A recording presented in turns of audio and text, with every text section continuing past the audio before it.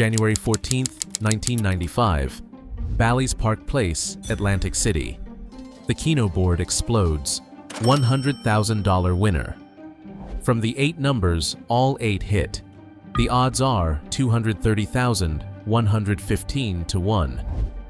Reid McNeal stands frozen. No smile, no celebration, just pure terror. Because upstairs in room 743, his partner is watching security cameras multiply on every monitor. Ronald Dale Harris, the man Nevada pays $73,000 a year to hunt casino cheaters, has just become the biggest cheater in Vegas history. Here's what nobody in that casino knows. This wasn't luck. Harris knew those 8 numbers 3 hours before the machine randomly selected them. He'd hacked the unhackable. But in exactly 6 minutes, state troopers will kick down his door. The hunter is about to become the hunted. How does a casino's own watchdog steal $100,000 right under their nose? And why did the one person trusted to stop cheaters decide to become one? Las Vegas, 1991. While tourists pump quarters into slot machines, Ronald Dale Harris walks the same casino floor with a different purpose. He doesn't gamble, he guards. As a software engineer for the Nevada Gaming Control Board, Harris holds the one job nobody talks about. He's the guy who makes sure you can't cheat. Every morning, he opens up million-dollar machines like a surgeon, checking their microchips for tampering. He knows their code, their patterns, and their secrets. And that's when he notices it. Inside every slot machine there is something, and it's programmable. The EPROM chips. Harris stares at one under fluorescent lab lights, and a dangerous equation forms in his mind. These chips trust me. The casinos trust me. What if I become the virus? Here's what made Harris different from every casino thief before him. He didn't need to break in. He had the keys. Late one night in his lab, Harris burns new code into a chip. Not much, just 17 lines hidden among thousands. A secret handshake.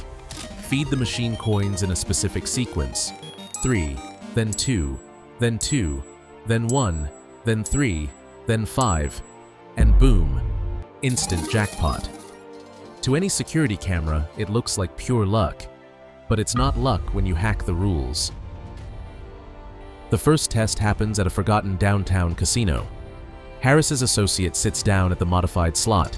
He feeds the coins exactly as instructed. 3, 2, 2, 1, 3, 5. Clang, clang, clang, clang. Quarters explode from the machine, $3,000 in minutes. The Confederate scoops them up and vanishes before anyone notices. It worked. Harris had just invented the world's first undetectable slot machine virus. For 2 years, Harris and his crew fan across Vegas like ghosts. $5,000 at the Crystal Bay Club, $9,000 at Fitzgerald's Reno, and many more. They deliberately avoid the mega jackpots, those Ferraris and million-dollar prizes that make the evening news. Smart thieves steal quietly. By 1994, they've taken over $100,000. The casinos never suspect. How could they? Their own watchdog was robbing them blind. But Harris makes a mistake every genius criminal makes. He gets bored. Standing on the Bellagio floor one evening, watching tourists throw money at Keno, the one game every expert says is mathematically unbeatable, Harris has a thought that will either make him rich or destroy him. What if random isn't actually random? And more importantly, what if he could prove it?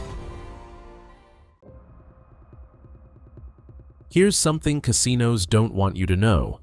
Computer randomness is fake. Every random number a machine generates comes from an algorithm, a mathematical recipe. And Harris? He literally inspected these recipes for a living. It would be like asking a chef to spot poison in a meal he cooked himself. Late 1994.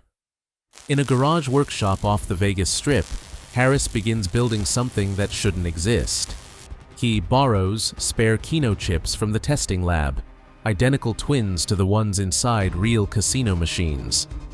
Under a desk lamp, surrounded by solderings and circuit boards, he constructs his masterpiece, a cloned Keno brain that thinks exactly like the casinos. The theory was elegant. Feed the clone past winning numbers, let it run forward in time, and it tells you the future. A crystal ball made of silicon and math. But Harris faces a problem. Testing this in Vegas would be suicide. Too many colleagues, too many eyes. He needs distance. He needs Atlantic City. Enter Reid McNeal, Harris's high school buddy who'd been running the slot scams for 2 years without a single close call. Harris makes him an offer. Help me hit the biggest Keno jackpot in history, and we split everything. Reid doesn't hesitate. January 1995. The two board a flight to New Jersey, carrying what looks like computer equipment for a convention. It's not. Inside Harris's suitcase sits $30,000 worth of electronics designed to do one thing: predict the impossible. They check into Bally's Park Place, room 743. Harris immediately transforms it into a command center. Laptop wired to custom chips, printouts of probability tables, notebooks filled with code that would make the casino's blood run cold.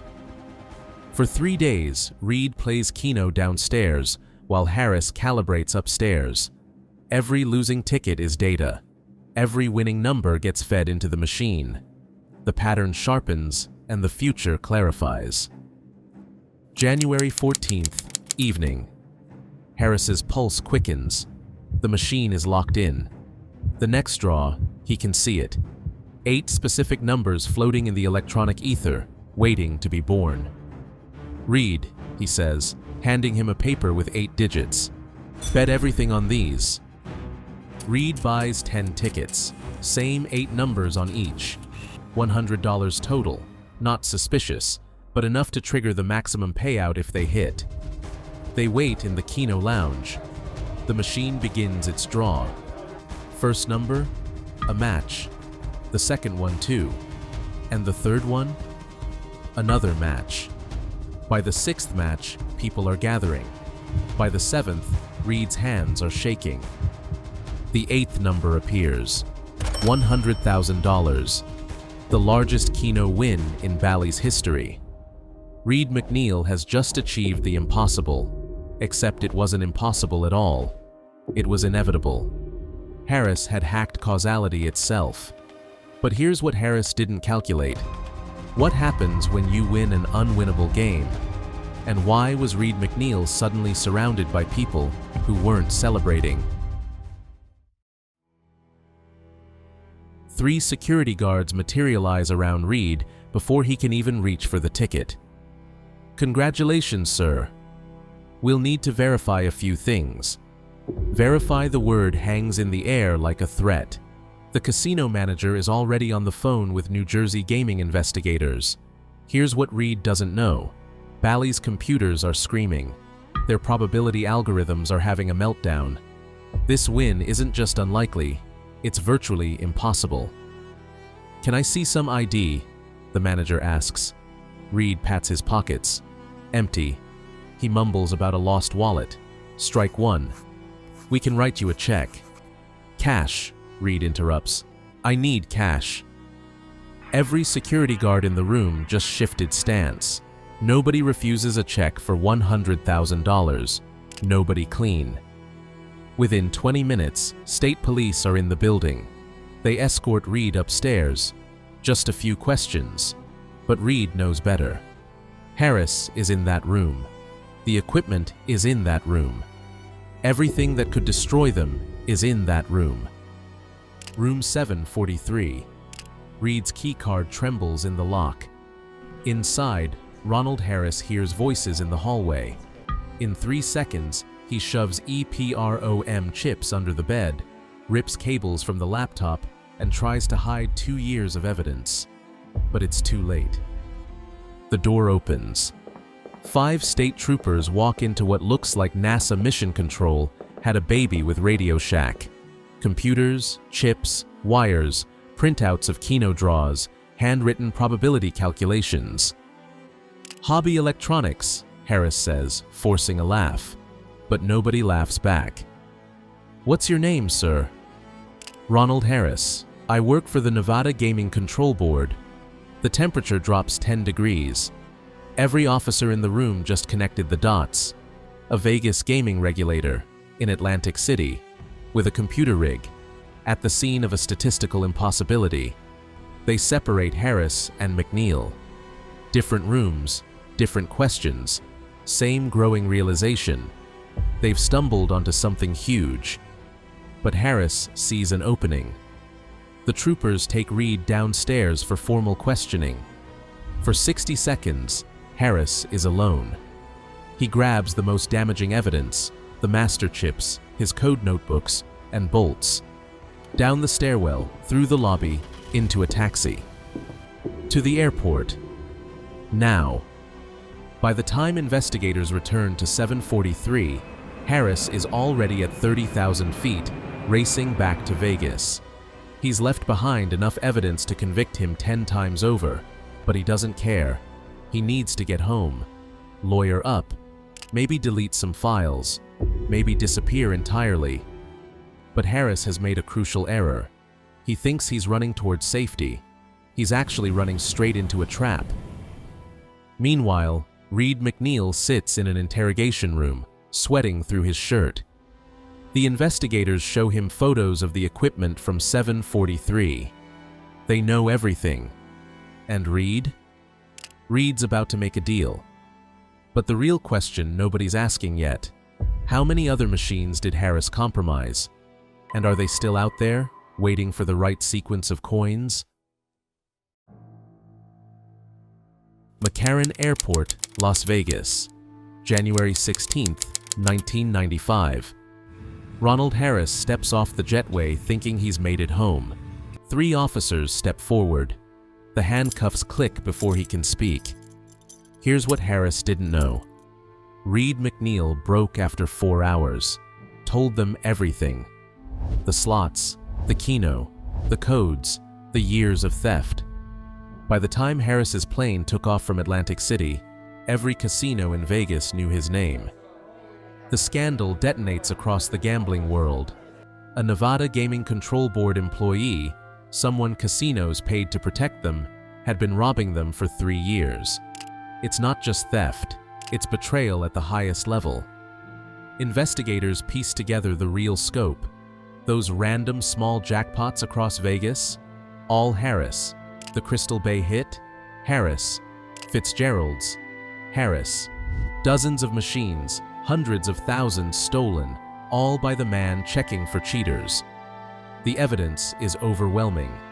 The Atlantic City equipment, Reid's testimony, suspicious jackpot patterns dating back to 1992, code fragments matching Harris's handwriting. Harris faces a choice: fight and risk 20 years, or confess and hope for mercy. He takes the deal. In court, Harris admits everything: how he perverted his position, how he wrote viral code for slots, how he reverse-engineered Keno's randomness. The judge, almost impressed by the audacity, shows no mercy. 7 years in prison. But that's not the worst part. Harris's name gets added to Nevada's Black Book, the legendary list of people banned from every casino in the state, forever.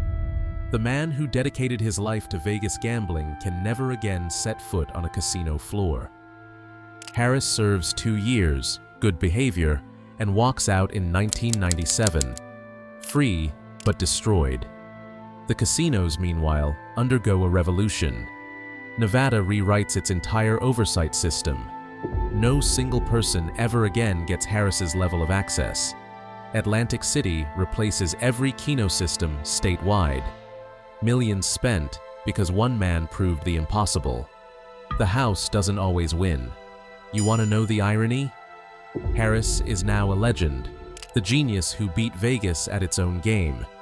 TV specials, documentary features, security conferences where he studied like a virus under a microscope. But here's what those documentaries don't tell you.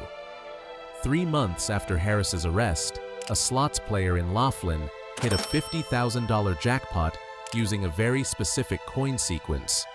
The casino paid out, but nobody could explain the mathematical anomaly. Harris may have been caught, but his code? Some say it's still out there, dormant, waiting for someone who knows the secret handshake. The house always wins, except when the house is playing against itself.